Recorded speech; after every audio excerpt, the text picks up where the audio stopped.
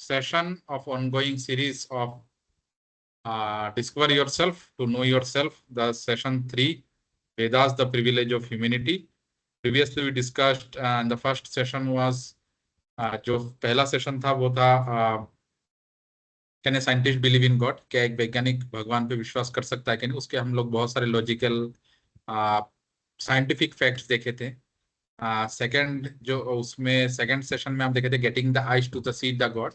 उसमें हम लोग देखे थे कैसे अलग अलग तरीके हैं जिससे हम लोग we can believe that someone supreme who is controlling everything and we can feel his presence by his energy and the work done by him। जो भी उसके कार्यकलापों से हम लोग समझ सकते हैं कि someone is controlling him अपना लॉजिक यूज करके। हम लोग उसको तरीके से देख सकते हैं। अभी जो तीसरा जो सेशन है वो है Vedas the privilege of humanity. इसका मतलब है कि जो जो सुप्रीम के बारे में हम लोग बात कर रहे हैं, जिसके थ्रू हम लोग सब कुछ समझ सकते हैं कि समवन इज कंट्रोलिंग अस, तो उसको हम लोग कैसे एक वैदिक जो टेक्स्ट है जो वेदास हम लोग बोलते हैं, हमारा रिवर्ड स्क्रिप्चर है जिसमें बहुत सारे एग्जाम्पल्स हैं, बहुत सारे फैक्ट्स है, उसके जरिए हम लोग ज्यादा से ज्यादा समझ सकते हैं। तो उसको हम लोग कैसे उसके जरिए हम लोग समझ सकते हैं कि वेदास कैसे उसके जरिए हम लोग we can understand then someone supreme is controlling us. So I'm going to the second slide. Hopefully the slides are changing. Yes, yes. Yes, sir. Okay. तो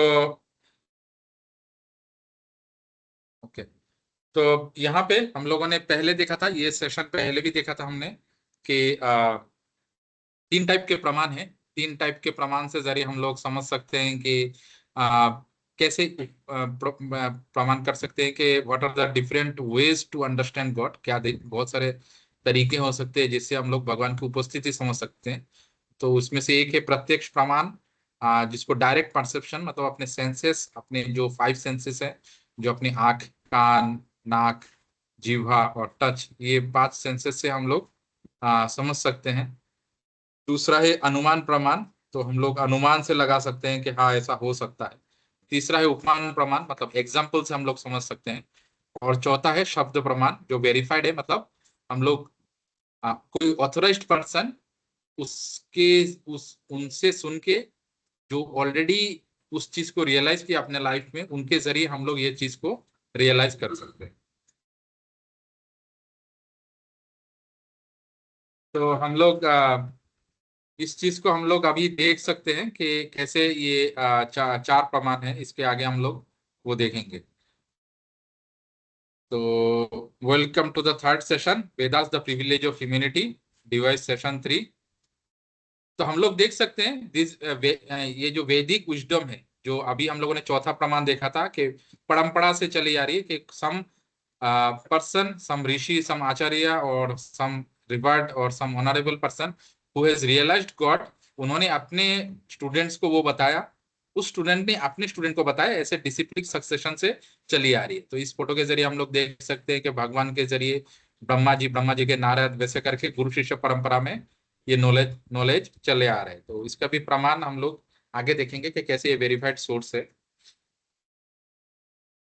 तो वेदास को क्यों बोला जाता है कि इनफॉल्यूबल विजडम, मतलब क्यों उसका कोई तोड़ नहीं है। तो इसका 3 रीजन है कि ये कभी भी चेंज नहीं हुआ है। मतलब वेदास का बहुत पुराना कोई कॉपी अगर आप उठा के देख लेते तब भी देखेंगे उसका कभी परिवर्तन नहीं होता है, और उसका कोई भी स्टेटमेंट को कोई कभी भी गलत नहीं बता सकता है।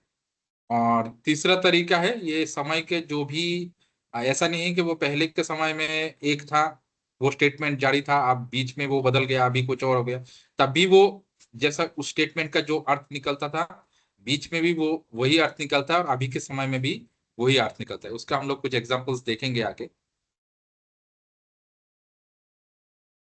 उसके बाद हम लोग देखते हैं कि वैदिक प्रेडिक्शंस, तो कुछ हमारे वेदास, भागवतम, श्रीमद् भागवतम या फिर उपनिषद पुराण, उसमें कुछ प्रेडिक्शंस बताए गए हैं। प्रेडिक्शंस मतलब कुछ भविष्यवाणी किए गए कुछ पर्सनालिटीज के बारे में जो हमारे हिस्ट्री में अपीयर हुए थे, और उसके हजारों साल पहले उसके बारे में बताया गया। जैसे गौतम बुद्ध के बारे में बताया गया श्रीमद् भागवतम, जो कि भागवत महापुराण है, उसके पहले स्कंद के 3रे अध्याय के 24 नंबर श्लोक में, कि केशवधृता बुद्ध शरीरा जय जगदीश हरे, तो ये श्लोक है, उसको आप वेरीफाई कर सकते हैं इसके स्क्रीनशॉट लेके। और उसको चाणक्य के में बताया गया 12 नंबर स्कंद के 1 नंबर अध्याय के 11 नंबर श्लोक में। सिमिलरली सम्राट अशोक के 12 नंबर श्लोक के 12 नंबर स्कंद के 1 नंबर अध्याय के 12 नंबर श्लोक में। सिमिलरली जीसस क्राइस्ट या फिर प्रोफेट मोहम्मद के बारे में भविष्य पुराण में बताया गया है, अथर्ववेद स्कंद 20 और सुक्ता 127, उसमें जीसस क्राइस्ट और पैगंबर मोहम्मद के बारे में, उसके अपीयरेंस के बारे में भी बताया गया, उनके कार्यकलाप कैसे रहेंगे, कौन इसके फॉलोअर रहेंगे, तो ये सब चीजें वहां पे बताया गया। तो वेदास के कुछ ट्रूथ्स हैं, फैक्ट्स हैं, जिनको बाद में साइंस ने भी माना है।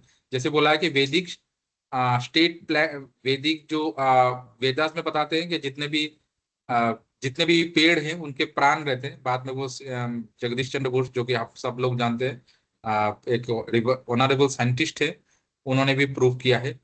ह्यूमन एम्ब्रायोलॉजी, जो कि एक बच्चा माँ के कोख में एक महीना से 9 महीना तक कैसे स्थिति में जाता है, उसके सेंसेस कब बनता है, उसके चमड़े कब बनते हैं, वो देखना सुनना कब चालू करता है, कुछ कुछ फैक्ट्स, ये सब फैक्ट्स सारे श्रीमद् भागवतम के 4वें स्कंद के 12 नंबर अध्याय में है।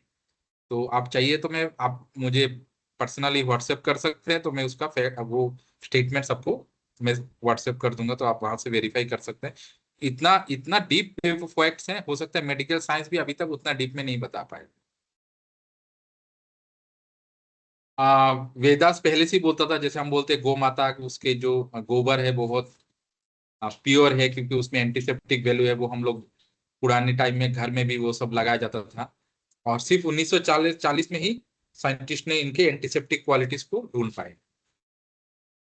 और अभी के जमाने में लोग, आप देखते हैं मोदी जी ने योगा डेज चालू किया था, तो उस योगा, मेडिटेशन, वास्तुशास्त्र, एस्ट्रोनॉमी, एस्ट्रोलॉजी, मेटालर्जी, ये सब चीजें वेदास में पहले से ही बताया गया था।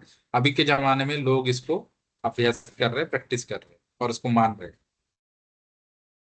तो एक टास्क है, अगर आप सुन रहे हैं, तो एक छोटा सा टास्क है जिसमें हम लोग जितने भी जानवर हैं उनके कुछ स्पेशल एबिलिटीज और ह्यूमन के स्पेशल एबिलिटीज के बारे में हम लोग एक लिस्ट बना सकते हैं। जैसे एग्जांपल है कि जो ईगल है, उनके आई साइट, वो बहुत ऊंचे से भी नीचे जमीन पे क्या है वो देख सकता है। तो आप लोग, हो सकता है तो मैं 1 मिनट 1 मिनट का टाइम लेता हूँ, उसमें आप लोग या फिर सोच सकते हैं कि क्या क्या आई साइट है, क्या क्या स्ट्रेंथ्स है अलग अलग एनिमल्स के, स्पेशली 5-6 एनिमल्स के आप सोच सकते हैं। और उस ह्यूमन में भी उसके अकॉर्डिंग कितना स्पेशलिटी है। तो बहुत, आप सुरभि मैडम और सौरभ जी, आप दोनों, आप सौरभ प्रभु, आप दोनों सोच सकते हैं कि कुछ क्वालिटीज है कि नहीं है। I am taking 1 minute time. ठीक है सुरभि मैडम?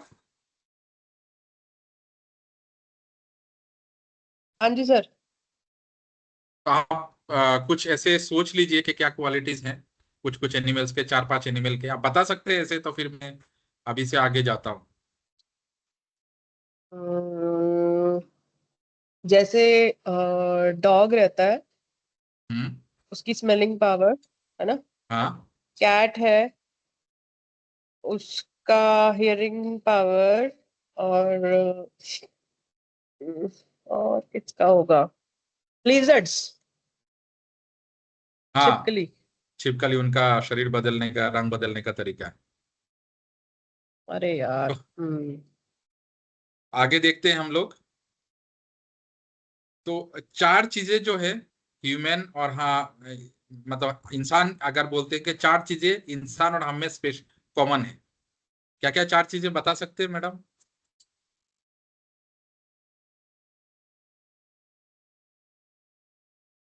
तो ये श्लोक आता है भगवत के, सॉरी, पद्म पुराण में, आहार निद्रा भय मैथुनम च समानाधि पशु नराणाम धर्मेशु तेषु अधिको विशेषो धर्मेणा हीना पशु भी समाना। उसका इंग्लिश तात्पर्य है, food sleep fear meeting this acts of humans are similar to animals, of them humans dharma is the only special thing, without dharma humans are also animal. मतलब खाना सोना सेक्स करना, और खाना सोना, सेक्स करना और अपने आप का रक्षा करना, ये 4 चीजें इंसान और जानवर में कॉमन है। धर्मा जो है वो एक स्पेशल थिंग है, धर्मा का प्रैक्टिस, रिलीजियसी का प्रैक्टिस ही एक इंसान को जानवर से अलग बनाता है। तो खा कैसे समान है, कुत्ता भी खाता है, हम लोग भी खाते हैं। कुत्ता भी सोता है, हम लोग भी सोते हैं। कुत्ता भी संभोग करता है, हम लोग भी करते हैं। कुत्ता भी अपने आप को प्रतिरक्षा करता है, हम भी अपनी बंदूक गान से प्रतिरक्षा करते हैं। तो स्पेशल स्किल्स क्या है, जैसे आपने थोड़ी देर पहले आप लोगों ने बताया था, तो उसके हिसाब से देखते हैं। जैसे कुत्ता है, बहुत जल्दी भाग सकता है, हो सकता है इंसान उतना जल्दी से ना भागे। चीता जो है वो भी बहुत जल्दी भागता है और बहुत एजिलिटी है, मतलब फ्लेक्सिबिलिटी बहुत है। जो कौवा, सॉरी, जो हाँ, क्रोज जो है, काग जो है, उसके धैर्य शक्ति बहुत है, डिटर्मिनेशन, वो उसको लेगा ही लेगा। घोड़ा जो है वो भाग सकता है। आपने जैसे बोला गिरगिटी, वो अपना कलर बदल सकता है। और जो मेंढक है वो पानी में रह सकता है और जमीन पे भी दोनों रह सकता है। तो ये सब चीजें इंसान में नहीं है क्वालिटीज।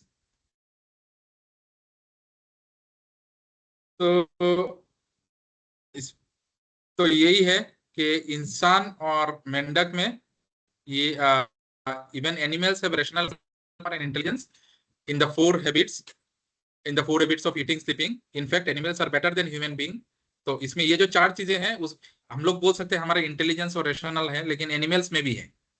तो मतलब खाना इतना तक कि ये जो चार चीजें, खाना, सोना, प्रतिरक्षा करना और सेक्स करना, ये कभी कोई कोई कोई एनिमल में हमसे भी ज्यादा है।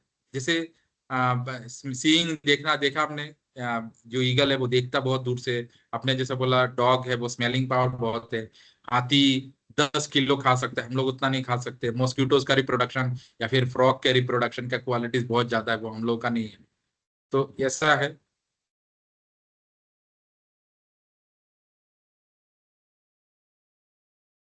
तो एनिमल्स के रैशनल इंटेलिजेंस है, लेकिन वो सिर्फ ईएमएचडी, मतलब ईटिंग, मेटिंग, स्लीप और डिफेंडिंग, खाना, सोना, भय, प्रतिरक्षा करना और सेक्स करना, इतना तक कि उनके इंटेलिजेंस, वो इतना तक कि ये चार चीजों में वो अपने इंटेलिजेंस यूज कर सकते।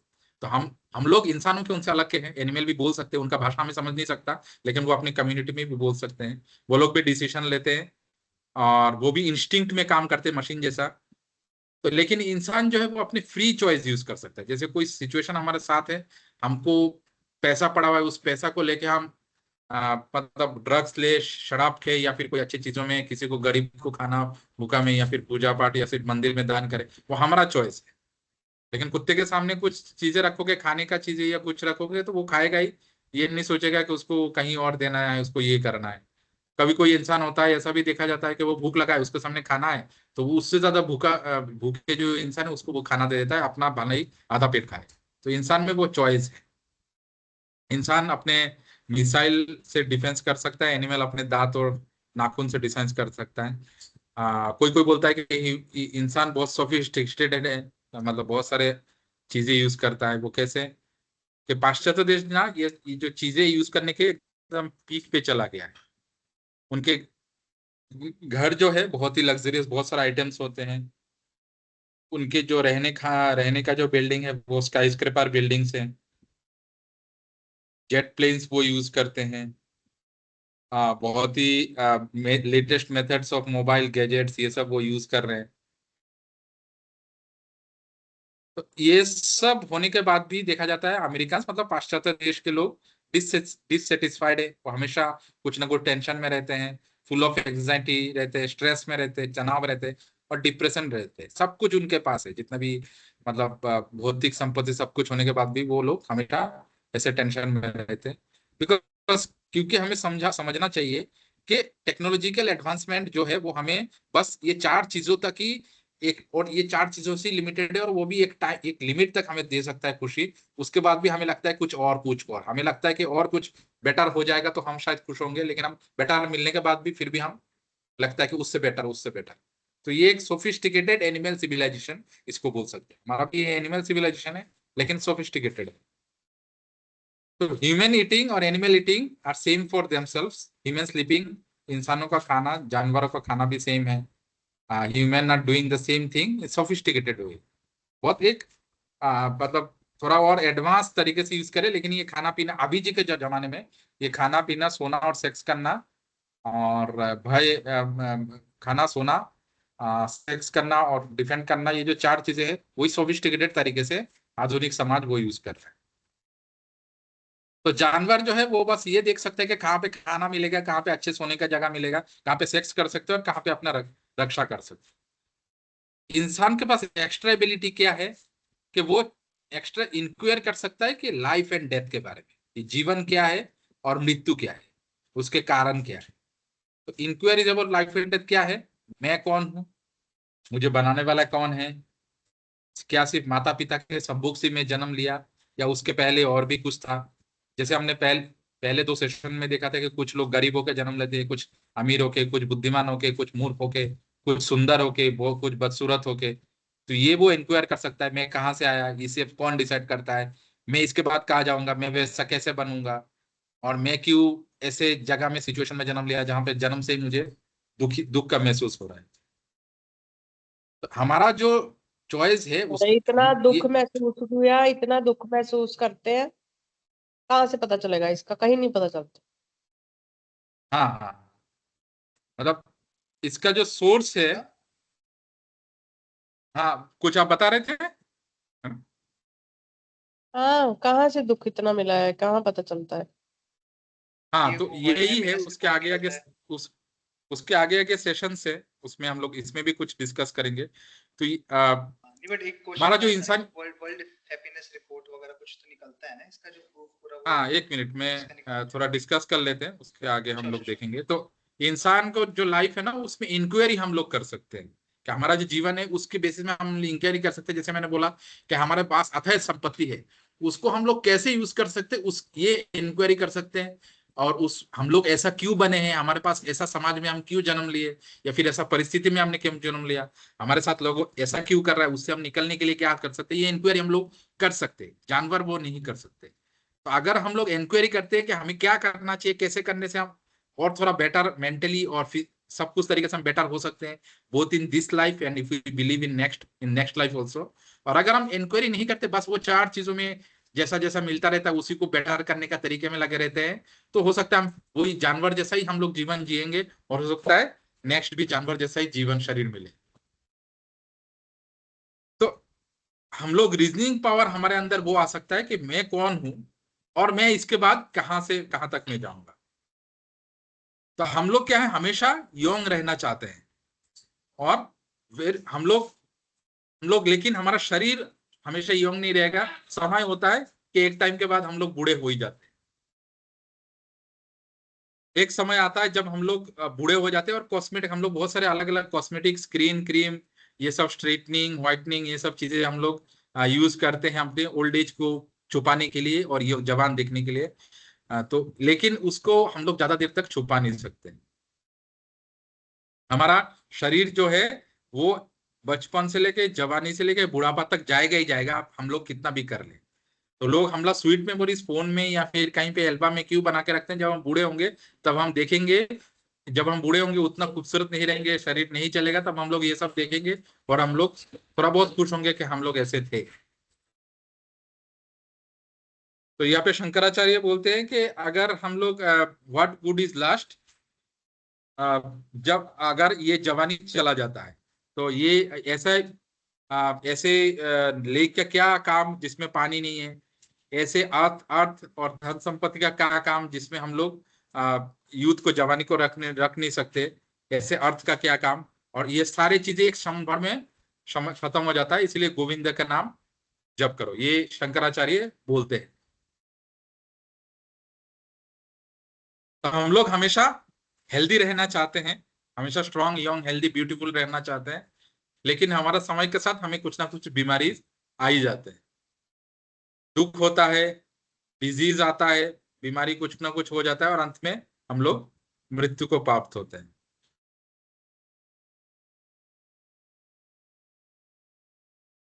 बर्थ, ओल्ड एज, ये सब थ्रू के हम जाते हैं और उसके बाद मृत्यु के जाते हैं। तो ये इंक्वायरी के why do I go after death. तो ये गौतम बुद्ध का स्टोरी आप लोगों ने सुना होगा।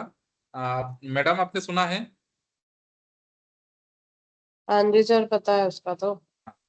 तो ये शॉर्ट में है कि गौतम बुद्ध पहले उनको एक नहीं, जन्म ये तो के पता साथ है उनके। मुझे। हाँ, तो ये इंक्वायरी कर रहे थे ये लोग। तुम बोल रहे हो सब कुछ खुश है, तो हम लोग देखे, लोग एक बूढ़े था, एक बीमार था, बूढ़ा है एक, वो एक बीमारी है, एक मतलब अलग अलग उसको लेके जा रहे हैं शमशान में, और एक देखे एक प्रशांत, एक व्यक्ति बहुत शांत मन से बैठा हुआ है। तो बाकी सब लोग इतना टेंशन में, ये इतना खुश क्यों है? तो क्या हम मुझे भी ऐसा होना पड़ेगा? तो मंत्री बोलता है हाँ आपको भी ऐसा होना पड़ेगा। तो ये सब से निकलने का तरीका क्या है? तो रियल प्रॉब्लम क्या है? रियल प्रॉब्लम ये नहीं है कि हम लोग पैसा क्यों नहीं मिल रहा है, प्रॉपर्टी क्यों नहीं मिल रहा है, जब हस्बैंड अच्छा या पति अच्छा, पत्नी अच्छा, वो नहीं है। रियल प्रॉब्लम है कि जो सबके साथ होता है, कोई भी नहीं चाहता उस चीज को, हर कोई इसको एवॉइड करना चाहता है। तो ये तीन चीजें जो है वही रियल प्रॉब्लम है। तो ये तीन चीजें जो है, मतलब जैसे birth, old age, disease and death, इसको जो समझ सकता है और इसको जो निकलने का तरीका वो ढूंढता है, वही सही में इंटेलिजेंट पर्सन है। और ये ही रियल प्रॉब्लम है। और जो इस सब से निकलने का करता है, कोशिश करता है, वो इंटेलिजेंट पर्सन है। और वही मतलब असली तरीके से ज्ञानी व्यक्ति कहलाता है। वो हर एक दैनंदिन जीवन में हर एक काम करता है। जैसे हमारे जैसा कॉलेज में जाएगा, पैसा कमाएगा, बीवी बच्चों को लाएगा, बच्चे को स्कूल लेके जाएगा, बीवी को साड़ी खरीद के देगा, या हस्बैंड को कुछ खरीद के जाएगा, बट सब कुछ करेगा। लेकिन दिमाग, उसके कार्यकलाप ऐसे रहेंगे, वो हमेशा यही करता रहेगा काम के, ये चार चीजों से निकलने का कैसे कैसे तरीका है, और उसी को दैनंदिन जीवन में वो अपना लेगा, और धीरे धीरे प्रैक्टिस करता जाएगा। जब उसके पास शरीर छोड़ने का समय आएगा, तो वो ऐसा काम उसको जीवन भर वो ऐसा करता रहेगा कि उसको फिर से इस चार प्रॉब्लम से गुजरना ना पड़े। तो हम लोग अपने अगर शरीर जीवन को एनालाइज करते हैं, तो हम लोग देखते हैं, हम लोग हमेशा आध्यात्मिक क्लेश, मतलब हमारा शरीर मन हमेशा कुछ ना कुछ समस्या प्रॉब्लम देता रहता है। तो यूएस में देखते हैं हमेशा दो में से हर एक व्यक्ति को कार्डियक अरेस्ट होता है। इंडिया टुडे में भी सुइसाइड रेट बहुत ज्यादा आंकड़ा है। नेशनल क्राइम्स रिकॉर्ड बोर्ड में भी दिखाता है सुइसाइड रेट बहुत है। तो मैं भी ऐसा हो सकता हूँ। आध्यात्मिक क्लेश मतलब बहुत सारे अलग अलग टेररिस्ट का हमला पहलगाम में हुआ अभी, या फिर बहुत सारे जैसे कोरोना हो गया था, ये बहुत सारे अलग अलग प्रॉब्लम्स, ये सब हमारे जीवन में आता रहता है। चोरी डकैती, रास्ते में जाते हैं कुछ भी हमें चोरी कर लेता है, या फिर कोई भी हमें मार के चला जाता है, ऐसा प्रॉब्लम्स है। आदि देवी क्लास जैसे सुनामी हुआ था अभी जापान में, और रशिया के क्लेश में कोई भी नहीं था। या फिर अभी जो अहमदाबाद का प्लेन क्रैश है, जो लोग जा रहे थे अपना लाइफ सेटल करने प्लेन में, उनको भी कुछ नहीं पता था, वो उनको पता ही नहीं था। यहाँ तक कि जो हॉस्टल में बैठ के खाना भी खा रहे थे मेडिकल स्टूडेंट, उनको भी क्या पता था कि उनका लास्ट खाना हो। तो ये जो तीन तरीके से प्रॉब्लम से हम लोग जा रहे हैं, और जितना भी हम लोग टेक्नोलॉजिकल एडवांस कर ले, ये तीन प्रॉब्लम से हम लोग हमेशा हमारा जीवन में आता ही रहेगा। तो मोहम्मद अली जो है, वो अपने आप को बहुत ही बोलता था, हमेशा बोलता था वो ग्रेटेस्ट, लेकिन अभी पार्किंसन डिजीज के लिए वो अपना एक कॉफी का कप भी नहीं उठा पाता है। सुपरमैन जो है, वो बहुत ही अच्छा एक्टिंग किया था हॉलीवुड में, क्रिस्टोफर रिव्स, वो बाद में व्हील चेयर में बैठ गया है। तो इतना सब साइंटिफिक एडवांसमेंट होने के बाद भी क्यों हम लोग आ, इससे नहीं कर पाते? तो इसका साइंस जो है वो टेम्पररी स्टॉप गिफ्ट सॉल्यूशन देता है। जैसे मान लो हमें गर्मी लगा, तो पंखे के सामने जाएंगे तो थोड़ा बहुत पसीना दूर होगा, लेकिन उसका फिर से बाहर चले जाएंगे तो फिर से गर्मी लगे। तो मोटरसाइकिल में हुआ तो हम लोग पेडलिंग से निकल सकते हैं, पेडल करने का पेन से निकल सकते हैं, लेकिन उसमें पोल्यूशन वगैरह हमेशा एक्सीडेंट का डर रहेगा।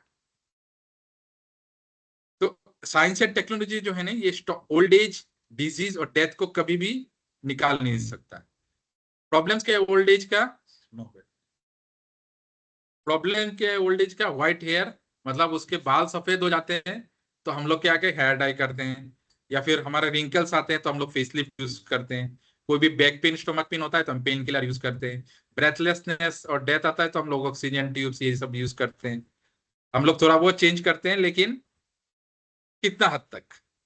पैचअप सॉल्यूशन, इनको पैचअप सॉल्यूशन बोलते हैं। ऑटोमोबाइल्स हो गया, हम लोग अलग अलग चीजें में, ऑटोमोबाइल्स हो गया उसमें हेल्थ एजर्ट्स, एयर पोल्यूशन से ओजोन लेयर डिप्लीशन हो रहा है। मेडिसिन से हम लोग साइड इफेक्ट्स होते हैं। माइक्रोवेव जो जो खाना है वो बहुत सारे हेल्थ प्रॉब्लम क्रिएट करते हैं। कंप्यूटर स्क्रीन या मोबाइल की स्क्रीन से हमें बहुत सारा रेडिएशन का प्रॉब्लम्स होते हैं। डॉक्टर्स जो हैं बहुत सारे हमें ऑर्गेनिक वेजिटेबल्स बोलते हैं, लेकिन हर चीज में आजकल केमिकल्स हैं। एडवांसमेंट बहुत सारे हो रहे हैं, लेकिन उसके साइड इफेक्ट इतने हैं कि नया प्रॉब्लम क्रिएट हो रहा है। सिंथेटिक बॉटल्स हमें यूज करने बोल रहा है, लेकिन उससे भी मतलब केमिकल पॉइजनिंग होता है बाद में, वो अलग प्रॉब्लम क्रिएट कर देता है। साइंटिफिक एडवांसमेंट तो हो रहा है, लेकिन उसके साइड इफेक्ट भी हैं और उसके प्रॉब्लम्स और बढ़ रहा है। उसके स्ट्रेस, मेंटल इलनेस, ये सब बढ़ता ही जा रहा है। जैसे एक हम लोग को क्या है, ये सब है क्योंकि हमारा जो ओरिजिनल सॉल्यूशन है ना, उससे हम लोग को दूर, ओरिजिनल जो सॉल्यूशन है उससे हम लोग दूर भगा के कोशिश कर रहे हैं। जैसे एक मछली है, मछली को हम लोग पानी से निकलने के बाद उसको चाहे पैसा दे, उसको अच्छे लड़की दे, तंबाकू, बीड़ी, सिगरेट या सोना कुछ भी दे, ब्रेड सैंडविच, पिज्जा, बर्गर कुछ भी दे, वो मरेगा ही, वहां पे वो खुश नहीं होगा। चाहे उसको कितना भी दे, वो उसका जान वहीं पे समुंदर के नीचे। सिमिलरली हमारा हैप्पीनेस जो है ना, हमारा happiness is connecting to our the supreme person, जिससे हम लोग मतलब जिसके थ्रू हम लोग आए। इसीलिए हम लोग उससे दूर होके हम लोग जितने भी स्टॉप गैप सॉल्यूशन कर रहे हैं, उससे हम लोग कभी खुश नहीं है। तो जहां से हम लोगों को क्रिएशन हुआ है, जिससे हम लोग को हैप्पीनेस मिलता है, उससे ही कनेक्ट होके हम लोग को हैप्पीनेस मिल सकता है। जैसे मछली, समुंदर का पानी, उसको हम लोग कितना भी सोफिस्टिकेटेड दे, वो समुंदर से कनेक्ट होके ही वो खुश होगा। चाहे उसको कितना भी दे दे, व्हील चेयर, मतलब इजी चेयर दे दे, कितना भी फैसिलिटी दे, उससे वो खुश नहीं होगा। जैसे बॉयल हो गया, मतलब कुछ ये हो गया हमारे पास, तो उसमें ऑइंटमेंट लगाएंगे, तो हाथ से हो गया तो उसको लगाएंगे, वो पैर में आ गया, दूसरे हाथ में आ जाएगा। तो ये स्टॉप गैप सोल्यूशन से। लेकिन अगर हम लोग हमारा ब्लड को प्यूरिफाई करते आयुर्वेद या दूसरे तरीके से, तो फिर वो बॉयल कभी नहीं आएगा। तो हमारा क्या हालत बकरी जैसा हो गया है कि बकरी कसाई खाना के बाहर है और उसको घास खिला रहे हैं और वो सोच रहा है, अरे वाह मैं कितना लकी हूँ, मुझे ग्रीन ग्रास मिल रहा है। उसको पता नहीं कि आगे चल के वो काटने वाला है। सिमिलरली हम लोग यहाँ पे मतलब सारे चीजों से, मेटेरियल कंफर्ट से इतने ज्यादा ये हो गया, हमें नहीं पता कि हम लोग धीरे धीरे डेथ के तरफ जा रहे हैं, और बर्थ, ओल्ड एज, डिजीज और डेथ के तरफ जा रहे हैं, और फिर से हम लोग को ये चीजें रिपीटेशन होता रहेगा। और पहले जो हमने बताया इतने सारे प्रॉब्लम, ये रिपीटेशन होता रहेगा। तो ये रिपीटेशन से हमें बचने के लिए हमें सुप्रीम सेल्फ से कनेक्टेड होना पड़ेगा, जहां पे ये प्रॉमिस किया जाता है कि if you are once being connected, if you once become attached to me, you will not get any birth, old age, disease and death. तो अगर वो एक, तो बकरी जैसा हमें बचना चाहिए।